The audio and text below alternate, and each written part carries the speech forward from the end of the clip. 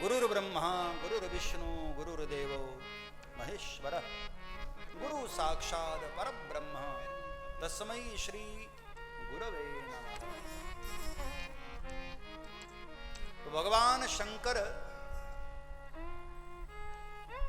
त्रिभुवन गुरु हैं। भगवान शिव में ये सारे के सारे तत्व मौजूद। चतुर्भुज हैं, चतुरानन हैं, त्रिनेत्रधारी। हम अपने गुरु में भी दर्शन करना चाहें तो 11 तत्व हमें हमारे सदगुरु में भी दर्शन होते हैं। दूसरी बात, बाबा तुलसी ने बालकांड के आरंभ के एक श्लोक में जब भगवान शिव जी को प्रणाम किया, भवानी शंकरौ वंदे श्रद्धा विश्वास रूपिणौ याभ्याम विना न पश्यन्ति सिद्धा स्वान्तस्थम्। मतलब ये हुआ, भगवान शंकर पर जल चढ़ाना, पुष्प चढ़ाना, बेलपत्र चढ़ाना, चावल चढ़ाना, ये तो पूजा है ही है। लेकिन भरोसे के साथ जीवन जीना, मैं समझता हूं ये भोलेनाथ की सबसे बड़ी पूजा है। पूरे विश्वास के साथ जीवन जीना। भगवान कहते हैं मेरा दास होकर मुझ पर भरोसा नहीं तो फिर मेरा दास कैसा। शिव जी के सामने देवताओं ने प्रार्थना किया कि मालिक, समुद्र मंथन से हलाहल विष निकला है। बोले केवल विष निकला है और कुछ भी निकला? बोले नहीं, अमृत भी निकला था। तो वो क्या हुआ? बोले वो तो हम लोग पी गए। तो जहर? बोले मालिक अब जहर आपके लिए लेकर आए। भोलेनाथ को पता था कि जहर पीने वाला मतलब गया। फिर भी भोलेनाथ डरे नहीं और पूरा का पूरा हलाहल उठाकर भोलेनाथ ने पी लिया और कुछ हुआ भी नहीं। क्यों? भोलेनाथ को विश्वास है। श्रद्धा विश्वास रूपिणौ, जिसको भरोसा है। लेकिन संत लोग कहते हैं शिव की सबसे बड़ी पूजा कोई है तो प्रभु पर जीवन को भरोसा रखकर जीवन जीना, यह शिव जी की सबसे बड़ी पूजा है। विश्वास के साथ जीवन जीना। मीरा को भी जहर दिया गया और एक विचारक हुआ पश्चिम का सुकरात, उसको भी जहर दिया गया। लेकिन सुकरात ने जहर पिया तो सुकरात मर गया। मीरा तो हंसते हंसते विषपान कर गई, मीरा का बाल भी बांका न हुआ। क्या कारण? सुकरात विद्वान बहुत था, बड़ा अच्छा विचारक था, लेकिन विश्वासु नहीं था। और मीरा भले ही विद्वान नहीं थी, लेकिन मीरा को गोविंद के चरणों में पूरा भरोसा था। इसलिए सदैव भगवान पर विश्वास हो।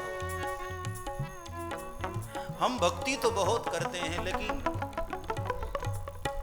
भगवान पर विश्वास नहीं होता है। तो पर साधक को विश्वास होना चाहिए। भगवान शंकर को प्रसन्न करना है तो ये निवेदन मेरा ध्यान से सुनो। कुछ न करो, विश्वास के साथ जीवन जीना शुरू कर दो, भोलेनाथ प्रसन्न हो जाएंगे। केवल विश्वास के साथ जीवन कि हम प्रभु के हैं तो हमें किस बात की फिक्र है? हाँ? यदि नाथ का नाम दयानिधि है तो दया भी करेंगे कभी न कभी। ऐसा विश्वास यदि मन में है तो देखो भोलेनाथ की क्या प्रसन्नता होती है। भवानी शंकरौ वंदे श्रद्धा विश्वास रूप भोलेनाथ विश्वास के घनीभूत स्वरूप, और भोलेनाथ गुरु रूप में है ना। तुम त्रिभुवन गुरु वेद बखाना, गुरु का भी यही स्वरूप है। गुरु के पास जाकर शिष्य को विश्वास ही तो मिलता है। हाँ? गुरु आशीर्वाद दे देते हैं, इतना ही कह देते हैं कि जाओ सब ठीक होगा। शिष्य को भरोसा हो जाता है, साधक को भरोसा हो जाता है, और इसी भरोसे के कारण उसका काम बन भी जाता है, हो भी जाता है काम। गुरु के आशीर्वाद से दादा शिष्य का विश्वास काम करता है, साधक का भरोसा काम करता है। इसलिए भगवान ने कहा मंत्र जाप मम दृढ़ विश्वासा। गुरु ने मंत्र दे दिया तो केवल जाप नहीं करना है, दृढ़ विश्वास के साथ। और विश्वास में भी एक शब्द लगाया, दृढ़ विश्वास, कि फिर दुनिया कुछ भी कहे, दुनिया के कहने का हमारे ऊपर कोई फर्क न पड़े। मेरे गुरु ने जो कहा वो होगा ही। शबरी को लोगों ने कितना बरगलाना चाहा। शबरी कुटिया में बैठकर राम राम करती थी और रोज भगवान के आने की वाट देखती थी, रास्ता निहारती थी। रोज कुटिया की सफाई करना, मार्ग की सफाई करना, कंकड़ पत्थरों को चुनना रोज का नियम था माता शबरी का।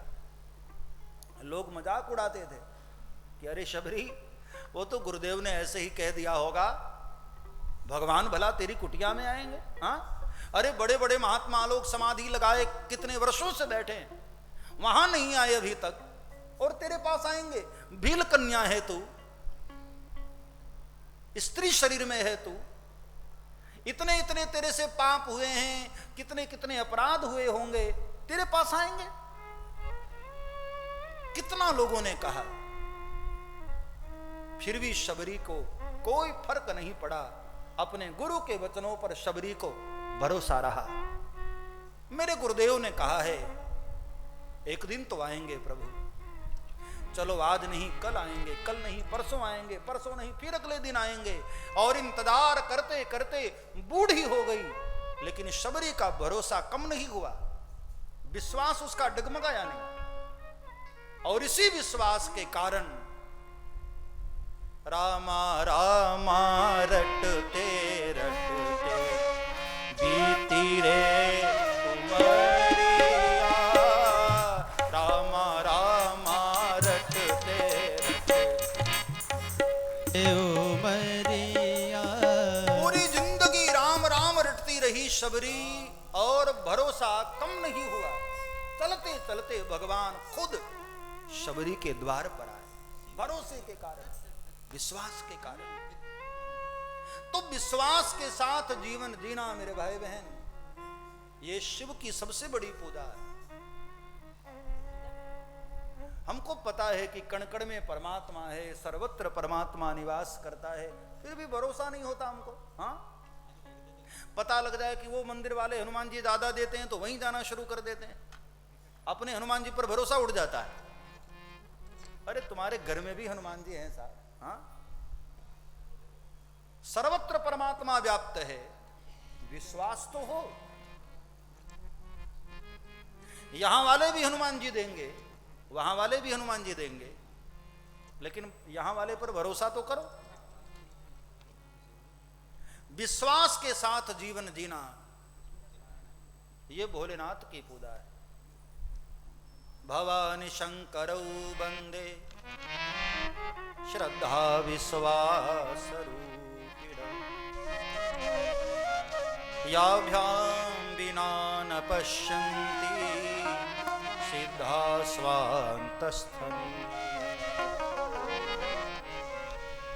तो भगवान शंकर गुरु रूप में हैं, और गुरु के पास जाकर भी हमको विश्वास ही तो मिलता है। हाँ, इसलिए बाबा तुलसी ने शिव जी की वंदना करते समय भगवान शंकर को प्रणाम करते हुए कहा, तो गुरु ब्रह्मा हैं, गुरु विष्णु हैं, गुरु महेश हैं, गुरु विश्वास के स्वरूप हैं, गुरु ही रूप में भगवान शंकर हैं, हमारे माता पिता भी हैं, हमारे गुरु भी हैं। ये दर्शन कल की कथा में थोड़ा और आगे करेंगे।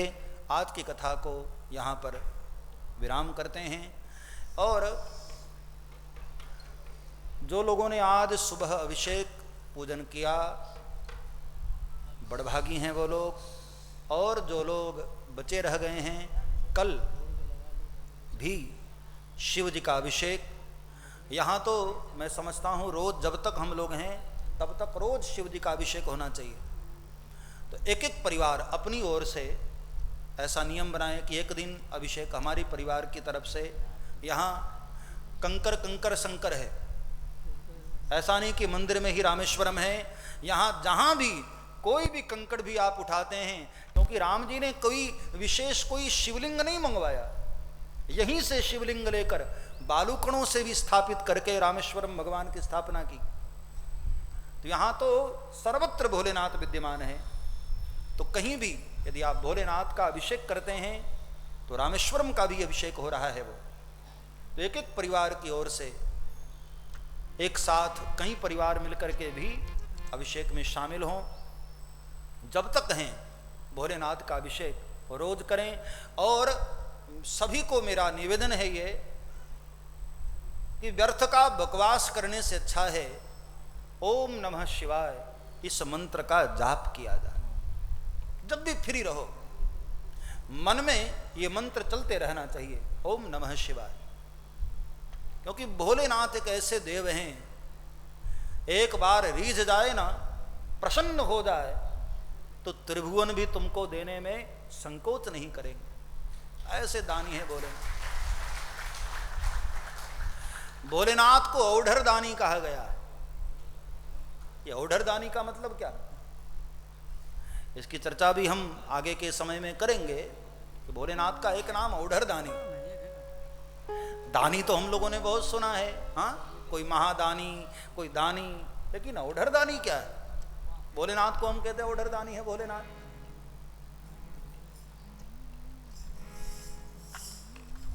भोलेनाथ त्रिभुवन भी दान देने में संकोच नहीं करते। इसलिए यहां आए हो तो एक बार भोलेनाथ को प्रसन्न कर लो। भगवान राम भी विजय की यात्रा पर निकलना हुआ तो पहले भोलेनाथ को प्रणाम किया, फिर लंका नगरी पर भगवान ने विजय प्राप्त किया।